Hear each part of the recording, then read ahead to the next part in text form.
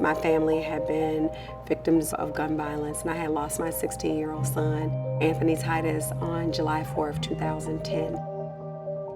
I didn't do my garden that year.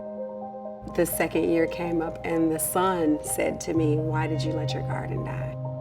So I was pulled to do something in the garden and related to food, hearing that the universe would do healing for me there. Shortly after, Michelle and I set up a time to meet, and we shared many different ideas about what could happen within the foodscape in North Minneapolis. Appetite for Change really came about because three women had a passion for food and for this community. And each of us in our own ways noticed that in thriving neighborhoods across the Twin Cities, you have a farmer's market and maybe a co-op and maybe 2 or 3 other grocery store options and restaurants and really thriving food economies. And that impacts the other parts of the community, safety, places for jobs, youth. And really those things were lacking in North Minneapolis. We are hitting almost every part of the food system. So whereas you might find a program that has a community garden or that has a food business incubator or has workforce development, we are growing the food on 7 urban farm plots.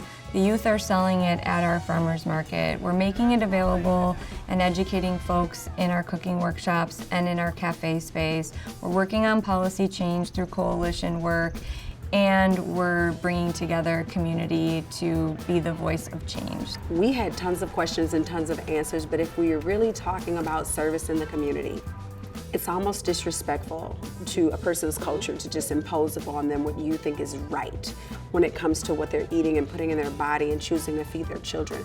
So we felt like the best thing that we could do, the position of power to be in, would be to ask questions. It started with a grant from Blue Cross Blue Shield that gave us some funding to do a community health assessment, which looked at where people are purchasing their food, what they're valuing. So is it price? Is it quantity or quality? There were about 400 people that were surveyed on the north side, and what came out of the project was not only the evaluative data, but the people that were at the table to help shape this assessment that did a lot of the work to gather survey responses slowly transitioned over to Northside Fresh Coalition, which is where Appetite for Change stepped in. We also found out that there was a lot of stigma around the word healthy, period. Healthy comes with a judgment. Community members said that they felt like they would never get a chance to ever even be healthy because of what's offered in the community, because of time constraints. Some community members who were people of color was just like, healthy's for white people. But we believe here at Appetite for Change that you're either at the table or you're on the plate. So we invited our social circles to cook and eat and talk about the change that they wanted to see. It's really the policies, the systems, and the environments that are around us that build the foodscape, and really the compounded inequities and challenges that result in that. Median income differences, health disparities, all of the things that are connected to our food system. We train people hands-on in the kitchens, at the cutting boards, how to experience arugula, how to get to know leeks, how to understand kohlrabi or rutabagas, to teach and learn. That's healthy.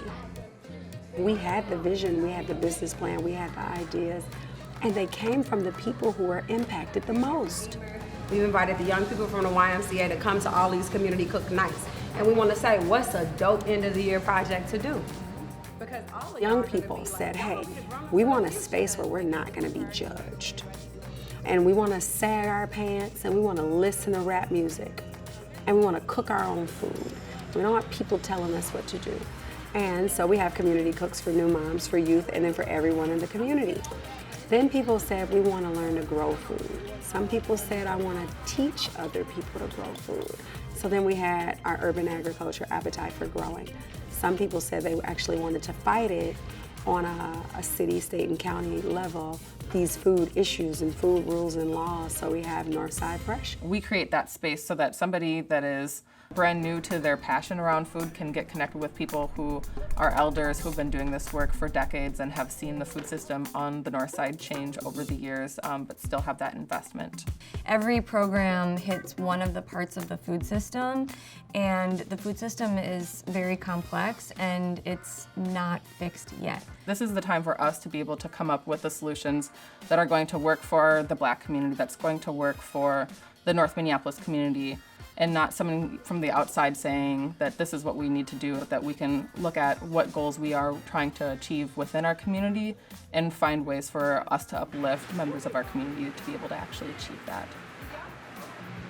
Cooking and growing food has led me to see that that's really the way. And I think it's one of our social ailments that we see each other so different, and food stops that because food works. Food brings us together in a way that I don't think we can measure.